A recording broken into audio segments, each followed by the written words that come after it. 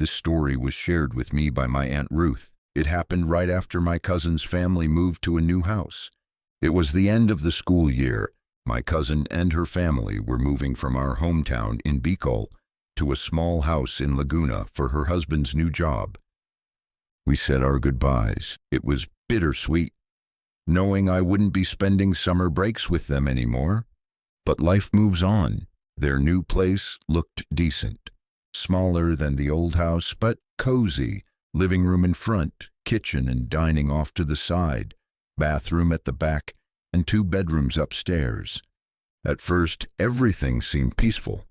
The neighborhood was quiet. The breeze from the nearby fields gave the house a gentle calm. At first. Then, strange things started to happen. While the kids were in school and her husband was at work, Aunt Ruth stayed home alone. Her mornings were simple: washing dishes, folding laundry, sweeping the floor, until one day she saw something move from the corner of her eye. A shadow, quick, fleeting, gone before she could react. She brushed it off. Maybe it was just the light, or her imagination. Then, a few days later, she was washing the dishes when she felt it. A presence standing behind her. Breathing almost. She turned quickly. No one there, but her heart was pounding, and the air felt heavy. That night, she told my uncle. He just smiled and said she was probably tired, still adjusting, but something else was adjusting, and it wasn't her. Weeks passed. Then one afternoon, while she was hanging laundry out back, she heard a sound. Psst! She turned. No one. She shook it off. Probably the wind. But then it came again. Psst! Louder, closer, right behind her. She dropped the laundry and ran inside, locked the door, peered through the window. Nothing. That night she brought it up again. But before she could say much, "What happened again, Mama?" It was Mike, her eldest. "Is it about the shadow in the hallway?" Everyone froze. My uncle stared at him. "What shadow?" Kel, the younger one, chimed in.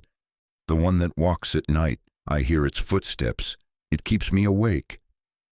Mike added, "I saw it once when I was going to the bathroom. I thought I was dreaming until Kel whispered you saw it too." The mood at the dinner table turned ice cold. That night, my uncle tried to lighten things up, ordered pizza, put on cartoons. But in the quiet of their bedroom, he finally asked Aunt Ruth, "What do you think is going on?" She just said, "I don't know. I pray it stops." Then came November 2nd, All Souls Day. They visited the cemetery that morning, lit candles, said their prayers. When they returned home that evening, Aunt Ruth noticed something odd. All the neighbors had lit candles in front of their houses. She asked one of them, "Why the candles?" The neighbor smiled. "To guide the souls back to heaven after they visit their loved ones." Aunt Ruth asked, "What happens if you don't light one?" The woman laughed. "Then they all go into your house." Then winked. "Just kidding." But Aunt Ruth didn't laugh.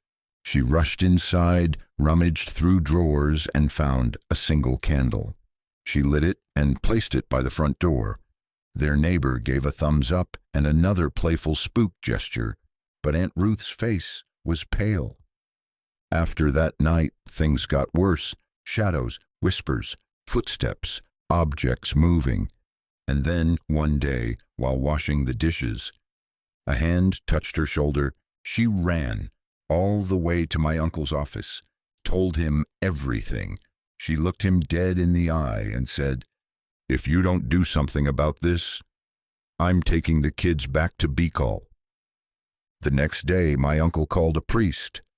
The priest blessed the house, burned incense, and said prayers. That night, Aunt Ruth felt at peace for the first time in weeks. She even hummed while doing the dishes, until she looked up and saw it. 2 eyes staring at her through the kitchen window, and a smile. She screamed. They packed their bags and checked into a hotel. That night, my uncle made a call. His friend gave him the number of a man named Mang Berting. The next day, Mang Berting arrived, a quiet man, maybe in his 60s, carrying a small satchel. As soon as he saw the house, he said, "Something dark lives here." Inside, he prepared herbs, salt, and charcoal. He asked the kids to stay outside. Then he turned to Aunt Ruth. "Stand in the middle of the room. Close your eyes. Point to where you felt them." She stood still. Then her hand moved on its own. Her body began turning, once, twice, spinning slowly, eyes closed. When she opened them, she was dizzy and terrified. "How did you do that?" my uncle asked. "I didn't," she whispered. Mang Berting said, "It's not just one. There are many. And they're crammed into this house, all watching me. They want me gone." He asked how long the house had been vacant. My uncle said, "Years." The ritual began. Room to room, he chanted. He waved burning herbs, placed salt in the corners, drew strange symbols on the walls. When he reached the staircase, a sudden gust of wind blew the smoke backward. He stepped back. "They really don't want me here." But he continued. He didn't stop until sunset.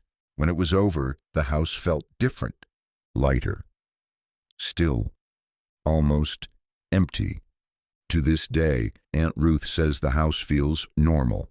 No more shadows, no more whispers, no more footsteps at night, but every now and then, just faintly, she still hears that sound.